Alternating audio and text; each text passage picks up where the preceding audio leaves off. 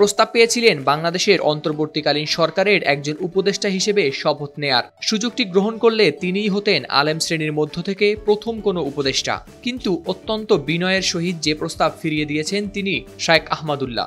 শুধু প্রস্তাব ফিরিয়েই দেননি, পাশাপাশি নিজেকে অযোগ্য দাবি করে প্রস্তাব করেছেন অন্য বেশ কিছু আলেমগণের নাম। এ বিষয়ে শায়েখ আহমদুল্লাহ তার ভেরিফাইড ফেসবুক অ্যাকাউন্টের একটি পোস্টের কমেন্টে বলেন, ছাত্রদের তরফ থেকে আমার সাথে যোগাযোগ করা হয়েছিল। আমি বিনয়ের সাথে অনাগ্রহের কথা জানিয়ে দেই এবং কয়েকজন আলেমের নাম প্রস্তাব করি। শেষে ডক্টর খালিদ হোসেনের কথা বলি এবং তার নম্বর তাদেরকে দেই। দেশের প্রায় সব ঘরানার উলামাগণ তাকে সাপোর্ট করেন। আল্লাহ তার কাজ যেন সহজ করে দেন। আমরা সবাই তার জন্য দোয়া করি। প্রিয় ডক্টর আফম খালিদ হোসেনকে অভিনন্দন। এদিকে উপদেষ্টাদের সমন্বয়ে গঠিত নতুন সরকারের প্রতি শুভেচ্ছা জানিয়ে তাদের সাফল্য কামনা করে বৃহস্পতিবার রাতে নিজ ফেসবুক অ্যাকাউন্টে একটি পোস্ট দেন এই ইসলামিক ব্যক্তিত্ব। পোস্টে তিনি লিখেছেন, নতুন বাংলাদেশ গড়ার স্বপ্ন নিয়ে অন্তর্বর্তীকালীন সরকারের যাত্রা শুরু হলো। আমি এই সরকারের সাফল্য কামনা করছি। 100 গ্রাম রাঁধুনি হলুদ বা মরিচের গুঁড়ার সাথে 2টি এবং 200 গ্রামের সাথে 4টি রাঁধুনি স্বাদ মিশালি ফ্রি।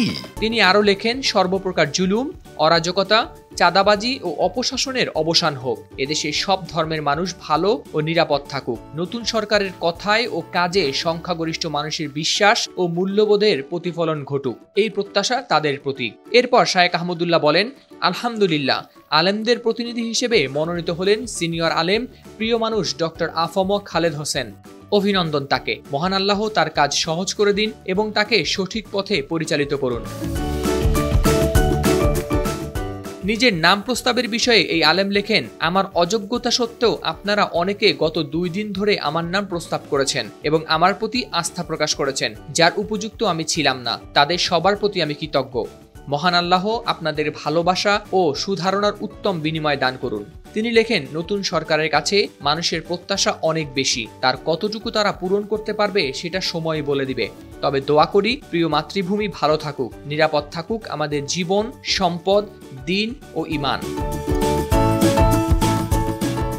এদিকে 8 আগস্ট বৃহস্পতিবার রাত 9টার পর প্রধান উপদেষ্টা হিসেবে শপথ গ্রহণ করেন শান্তিতে নোবেলজয়ী অর্থনীতিবিদ ডক্টর মোহাম্মদ ইউনূস। তাকে শপথ বাক্য পাঠ করান রাষ্ট্রপতি মোহাম্মদ শাহাবুদ্দিন। প্রধান উপদেষ্টার শপথের পর একসঙ্গে শপথ নেন 13 উপদেষ্টা। শপথ অনুষ্ঠানে বিভিন্ন রাজনৈতিক দলের নেতৃবৃন্দ, শিক্ষাবিদ, কূটনীতিক সহ সরকারি ও সামরিক ঊর্ধ্বতন কর্মকর্তারাও উপস্থিত ছিলেন। হাওলাদার শামীম, RTV।